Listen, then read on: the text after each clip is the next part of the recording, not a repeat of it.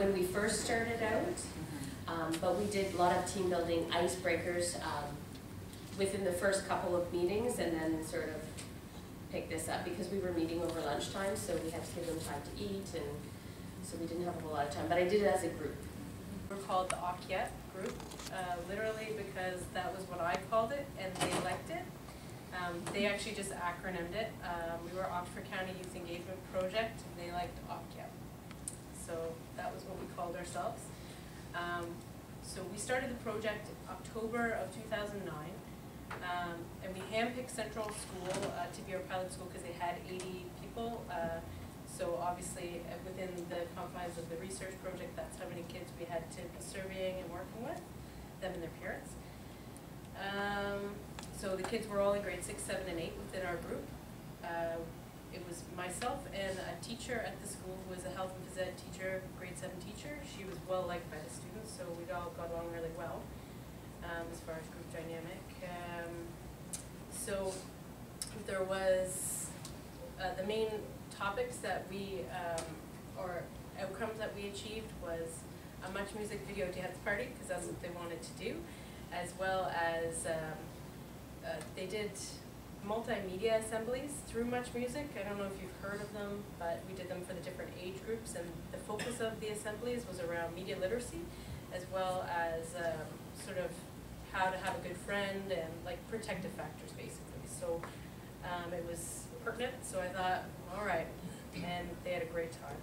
And then so I ran the first session, and then we had 2 groups of 4 third-year UWO nursing students that were kicking around the health unit, so I sent them over to work with the kids at Central, because that would be direct youth engagement, sort of youth leading youth. So, and over 2 terms, they started a recess program where the youth were leading youth, and they helped with the nutrition program at the school, which was sort of, they only had 1 person running the nutrition program, so they needed the youth help. And then they developed a video on bullying, which initially they were going to call it a bullying video and focus on the negative, until we kind of worked together and ended up focusing on the healthy relationship video on the positive. So that's kind of an overview of the Oxford County picture of this study.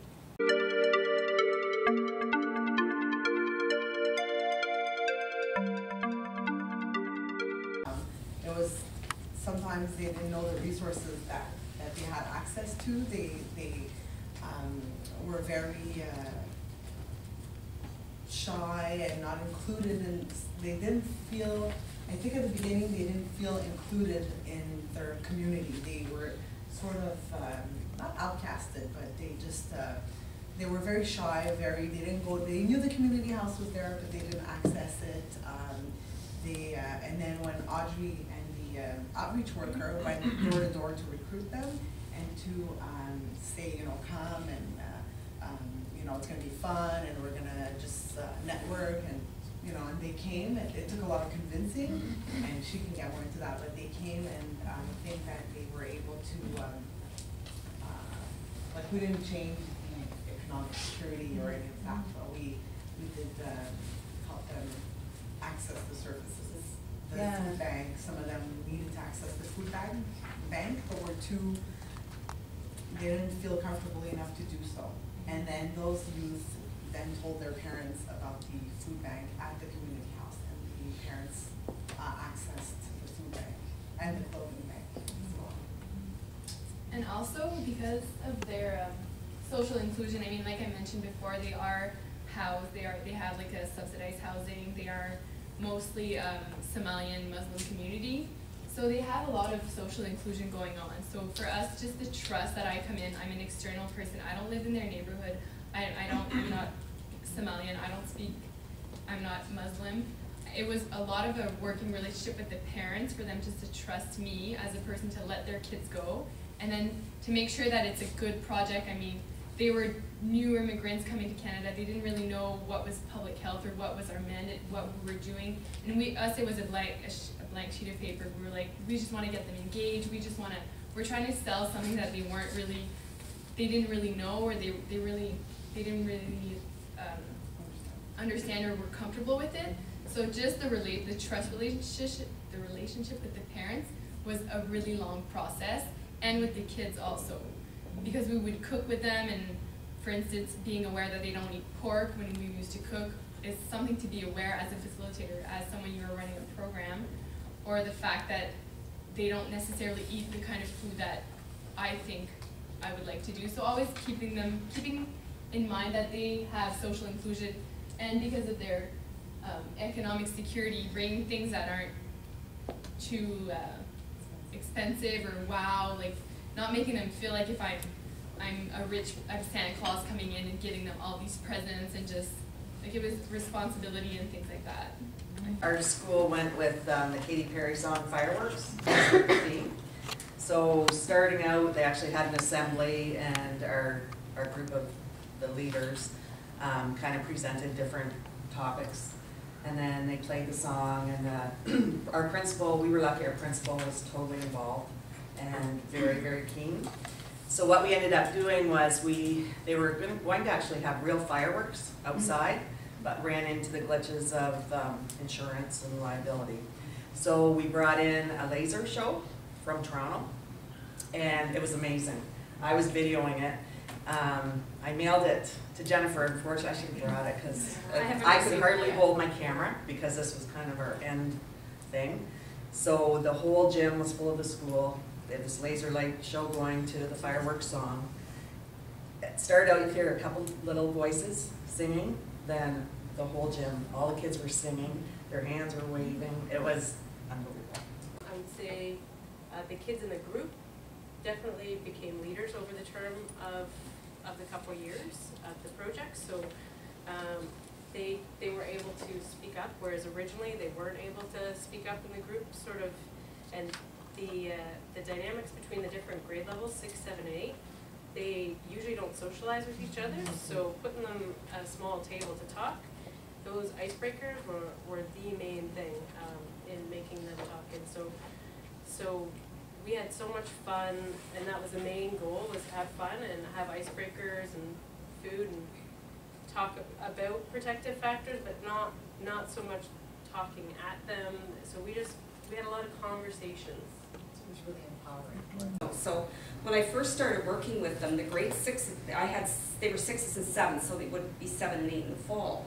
6s on this side, 7s on this side. All right. By the time we were done, they were just coming in and sitting down and intermingling, and even they identified that as something important to themselves. But also, teachers said that they saw some improvement. I had several in the group that were behavior problems in the classroom as well. So those were some of the individual protective factors.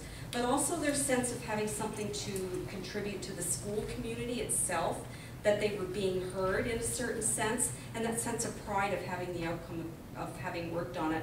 There were some that wanted to continue with the group. We'll talk about sustainability when we get further on in the process.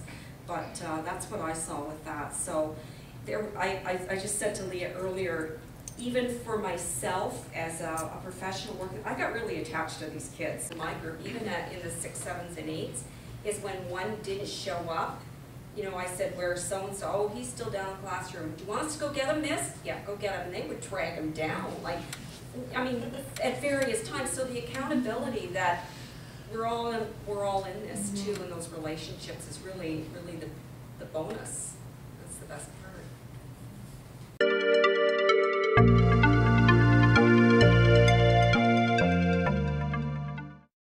Rungs and the middle rungs, because I think everybody's saying the exact same thing. We just sort of interpreted this was the model that we were using. A lot of schools were still using the tokenistics, sort of one of the bottom 3 rungs, but it was still on the Hart's ladder, right? So what we're doing is just sort of building, you know, the top of the rung, we agree, would probably be only in the capabilities of the high school. When we first started out, we were all keen because we do use engagement a ton in our high schools. We're going to do this top rung. And as soon as we started within the grade 6, 7, and 8s, we figured, no, what's more realistic is about 5.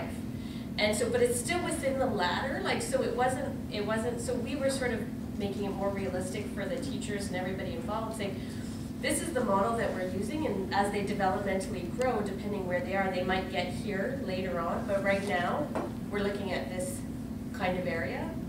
So it's sort of like, I kind of hear everybody saying the same sort of thing. We just kind of interpreted it that we're using the model, but we're not shooting for number 9 with grade 6s, right? Yeah. So that's the way we had used it. What happened is that I'd say maybe 4 years ago when we were doing our school health in our different elementary, secondary schools, we did surveys with them, and their #1 health topic that they wanted to learn about was stress. And at that time, our mandate, now our OPHS, didn't have very much on stress, so we didn't have very many resources. So we decided to try to find resources, and for that age group, or for teens and the preteens, middle school kids, there wasn't tons of resources. So we went on a journey of developing a video and also developing a supporting resources that went with it. And when we did that, we hired 7 youth from different secondary schools within our region to consult with us to see if we're going to deliver nutrition, how could we do it that's youth-friendly, if we're going to do physical activity, if we're going to do, so we hired them to consult with us on how to be more youth-friendly. So we were building up to more of a youth engagement model. And when the new OPHS and the new HP curriculum came out, that had more of a focus on need as opposed to thou shalt get this many tick off for this topic, we were able to focus more on youth engagement. So our team and our health unit is sort of restructuring and reallocating resources to focus on that. We had funding as part of the pilot project, so we had the opportunity to provide the incentives to provide the food, and that did work well. But we've also done it without that extra on a shoestring budget, and it can be done, you know, with the creative funding and having, you know, tapping into parents and such. So it did work well with us because we have that. They like to have fun, and they do need the space to be able to move around. One of the challenges, because of the lack of space or the limited space within the school setting, was negotiating with the administration of the school where we could work with the students. Because we started a year ago, like last March, and then went until pretty much January, we had more of a time frame. But in the spring of last year, we had a more open space, and it became more of a problem this past fall because our room was moved, and then we had a table, and so we ended up doing more in the hallway. So we were negotiating the space and what you need with them. So that was more of a challenge with them. With component 2, with the youth-adult collaboration, now we did have 4 teachers in the school that did participate and work with us, which was good. They were sort of voluntold to be involved. So it wasn't that they didn't believe in it, it's just that, again, their time was limited as well. So one would at least be with us during the lunchtime. Now, you know, the disadvantage, well, the kid didn't really want a teacher being there. And trying to get them to take a step back and stand in the background without directing the youth, and that's where it became a challenge with facilitating the administrators and the educators in the school to let the youth make more of the decisions and not to be right involved. And that was a union issue. They had to be there for that reason in the supervision. And that's fine. That's probably why I didn't have any discipline problems. But that, you know, that was a little bit more of a challenge as well with the, but as far as getting the youth involved, you know, what really worked well were the team building, the icebreakers, all of that, and we took a little bit more time over the spring because we had a limited lunchtime, and it goes back to resources and not the money resources, but those in-kind resources. The problem with the area that we worked in, it's basically a rural area, so 95% of the kids are bused, which creates a problem with having something after school. First of all, you have to have someone there to supervise them. You have to make sure that the transportation home is there. If you look at cost, that can be a problem. So what could we do? And my commitment was to limit the time out of the classroom.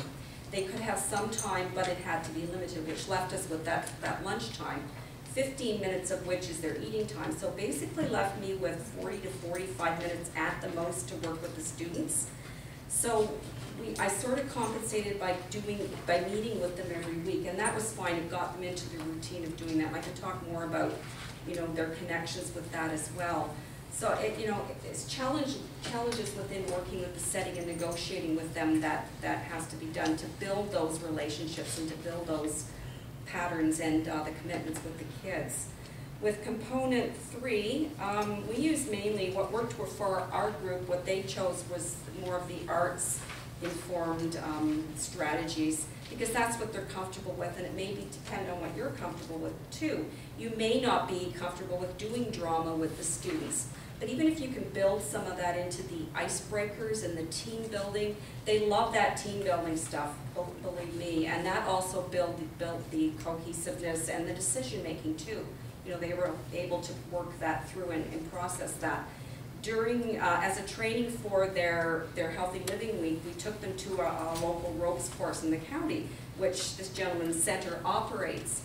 And they went through the ropes course. Now, some of them had gone up to Muskoka Woods as part of their grade 8 trip, but even with the activities they did out there, and there were only the 12, well, actually 10 of them that went, 2 didn't want to go. The ones that were there, it was incredible to see how they worked together at that point, because that was further on into our process too. So you get that cohesiveness and that ability to work. They didn't use much of the other strategies, so it's basically what they're comfortable with and what can be realistically done.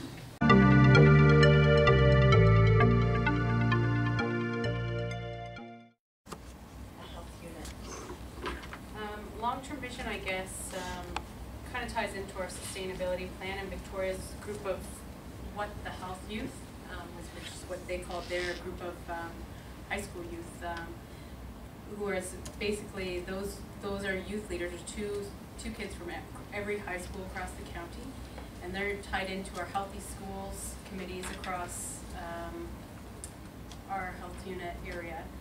And we're having healthy schools in also elementary schools as well. So that, I guess, would be our main strategy at this health unit right now and for future. It's more building the healthy schools at the elementary school level, and I guess strengthening a sustainability plan between both the elementary and secondary, so that the youth leaders from elementary can move into some sort of role at the secondary school level. We're trying to integrate youth engagement. Each had about 500, which kind of covers the cost of some food and maybe a small activity. Some of our groups have stopped. We had 7 groups, but I think around 5 of them are continuing on, and you really need that school buy-in, what you were sort of saying. And I was kind of reflecting on it, going, I remember when they started, it took years for them to get the buy-in and be able to rebuild that relationship with the schools. So we need that champion in the school and the principal support, and we're constantly providing them support. So the majority of us are not running the groups anymore. My group in particular is still running and is still meeting, and I'm used as more of a resource or a consultant where I'll just go in every now and then to help with the group. So it's really just building it into their school effectiveness plan. So this is something that the school wants to continue, they see value in it. So it's really sort of building that initially.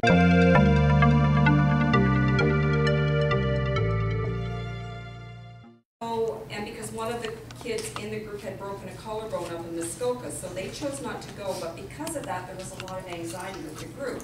So the day before, I had them write on a little piece of paper what they were most afraid of and what was the worst thing that could happen. Not to put their name on it, and then I collected them. It's called Fear in a Hat. It's not. It's in the incentive stuff or the icebreaker stuff.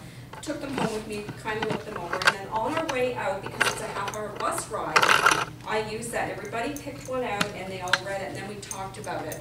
And that was a discussion about fear, how you feel when you're afraid, how can you tell how your body feels, what are some other things you do that you take risks at, riding a bike, driving a car, what do you do to minimize those risks, and how can you handle that anxiety and fear. So you can use it in a lot of situations. So while we didn't throw it into the center and pull it out like that, it's kind of a different spin. So you can see how you can adapt a lot of these activities to other things, or you can do it like this. They do like doing this too. People want to hear all of them, or?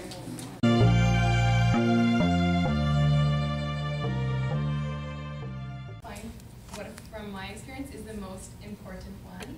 You can't go to phase 3 or 4 successfully if you're not building the team right if you're not engaging them right from the start.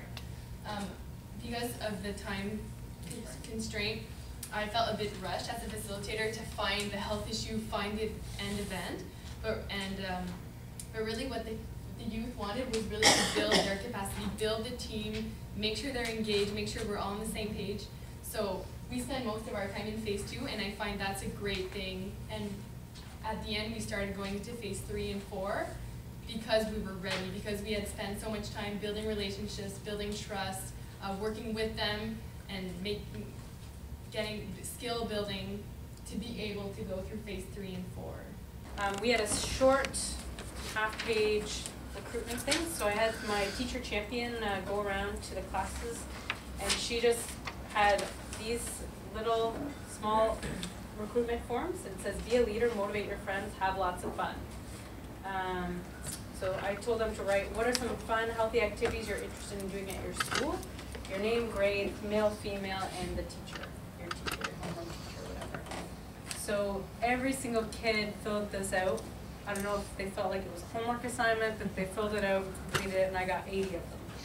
So I didn't want a group of 80. So then we did a longer one. So this one is more like an application form. You're going to apply to be a part of this group, right? So lots more questions. What skills you have to contribute to the group? In your opinion, what could be changed in your school community to make it healthier? List any of your special skills like computer, artistic, things like that. And then when are you available to meet? Once a week, before school, after school, first break, just so we had a sense of what they were looking for. And then their personal information, then we had them have their parents sign it. This is a little bit more in depth, and it turned out it was like you had to pull teeth to get them kind of there. So you had to kind of hand pick them a little bit. So we got a hand picked sample of some use. Some people were interested both times. I don't know exactly the numbers, but probably at least 3 or 4 were really quite interested both times. And we had 2 dropouts, which was my biggest fear, and it came true. One of the things the kids wanted to do was making sure to identify themselves as a leader in their peers at their school. And so they wanted a t-shirt that said leader on the back. So, and we had some budget, so we talked about budget, told them how much it takes to make a t-shirt. And I said, every time you make an impression on the shirt, it's a $20 setup fee. And they're like, oh. So that kind of burned them a little bit. So they had leader on the back. I said, well, it just takes out of your fund money.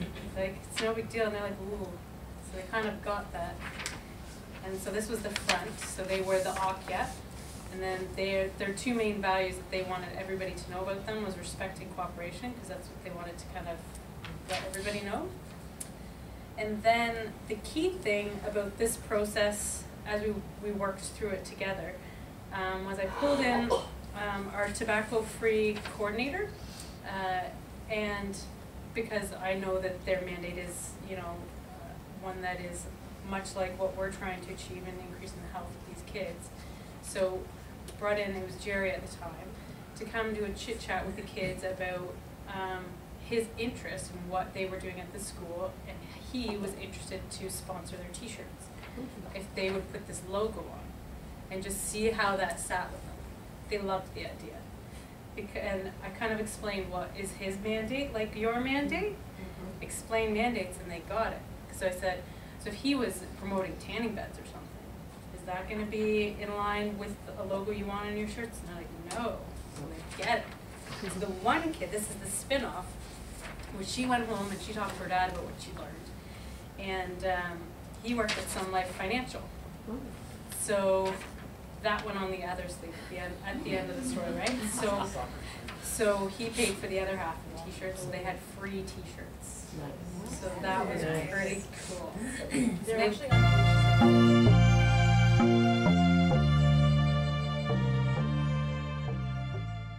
Finding the social issue was hard for us. It was a challenge because, like I mentioned before, they didn't really know what they wanted. So we used multi-activity like the problem tree. We chose a social issue, and then we went to the bottom of it to really understand what it is and what influenced that social issue itself. We also did the 4 corners, like I mentioned. That is but with the statements that identify to them and that can trigger them to make sure that they can decide and create their own opinions on things and defend their opinion. The themes and identified the issue that they felt was important within the 10 or 11 of them. And then we looked at exploring that issue.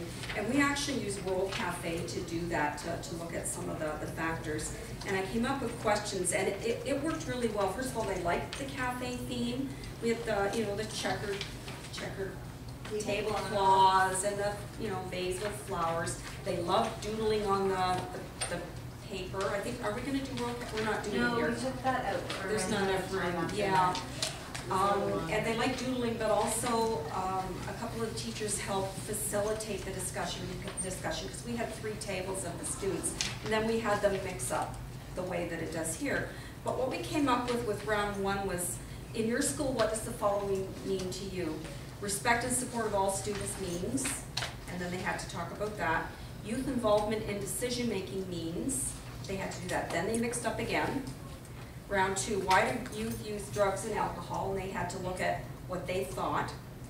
What do you know about drugs? Well, obviously the scary. And then round 3 was, okay, what do you think to reduce or to not use drugs in the first place? So we're looking at, what would they benefit from? What, if anything, can be done? And they had lots of good ideas. And what people might be able to help us make this change. And I found that very beneficial so that we could look at the who, what's, and the whys. And that's how they looked at the issue and also we did the photo challenge as well. I've already talked about that as exploring the protective factors too.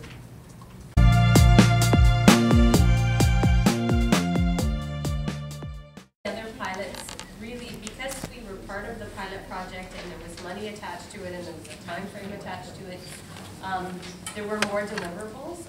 A lot of our groups, we sort of looked at it as a process, so we're building their assets even if we don't have an outcome. Even if, at the end of the day, all we do is sort of, increase their communication, increase their team building. We're still going to build resiliency in these kids. So we didn't have as many deliverables as some of the other sites. But we did explore issues. We did the sticky, what affects you, what issues are you facing? We did talk about those kind of things. We did it more, we did the sticky. We did democracy several times with regards to identifying issues that were important to them. In the end, they ended up being involved in actually 3 different large projects. One was volunteering. They volunteered at a senior's home. They ended up helping with the bullying day, and they ended up being part of the book clubs. So they did need a little bit more guidance because we'd had, the list was just endless. And then the democracy, I think it was kind of, they did more what they kind of thought maybe they should be doing versus necessarily what they wanted to be doing. But we did need to guide them a little bit with regards to helping them with the activities and what they were going to do. But they did do, but we did sort of, some of the other sites were involved in t-shirts and much music, dance party, and we just, with $500, we just didn't have those funds, so we concentrated more on the process and building assets through different icebreakers and activities.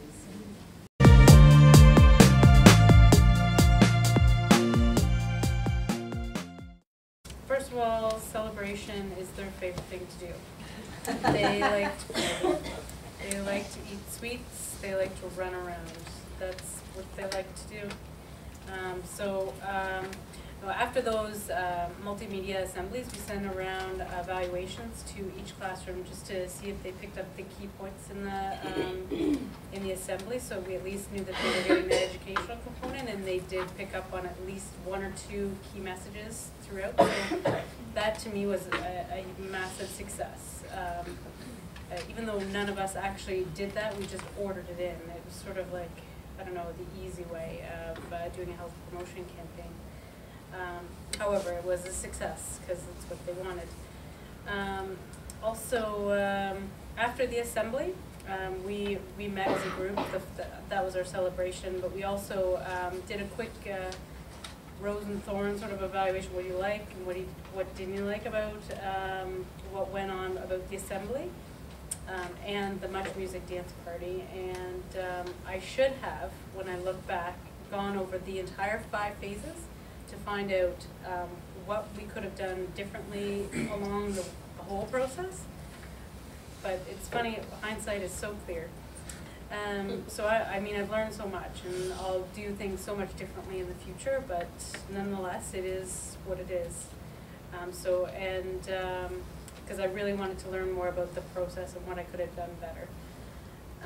Was celebrating, and I would have celebrated more often the smaller successes, because there's so many successes that these kids achieve, even just by coming out every single week and focusing even just for a few minutes. That is a huge success in itself. So I don't know how to build in, I don't know exactly what that would look like, and I'd want to pull that out from them, but that would be a key learning for me for future, is celebrating more of the little stuff. The end result is not important. It's not the event you plan, it's not the posters and the paper, the video, it's the process, it's the relationships that you build, it's the fun you have, and really getting to know each other and learning about yourself, learning that you can actually get up in front of all these people that you don't know and do presentations. So we're really proud of them, and those are us having some more fun moments. So we're planning a little party in 2 weeks to celebrate our year-end celebrations. We're going to be making some cake and watching some movies, and just celebrating is important. So that's one thing that we learned as well, that you need to celebrate the small steps along the way. So Christmas celebration, we had the laughter celebration after the lunch, and now we're just going to have our little year-end celebration. Other things we've learned along the way, I lost my train of thought there. Some of the things we've already told you this morning in terms of what we've gotten from feedback from the teachers and the principal about the progress that the kids have made through the year. From our perspective, we learned that when you're working with youth, that it's important to act quickly on what you're doing. So if they have an idea for a project, it's important not to sit on it. And we know working in public health, sometimes we have to wait for approvals and stuff has to go through the communications process. But when you're working with youth, you can't wait 2 or 3 months to get something done. It's got to be fairly quickly. So, and that keeps us and keeps them motivated.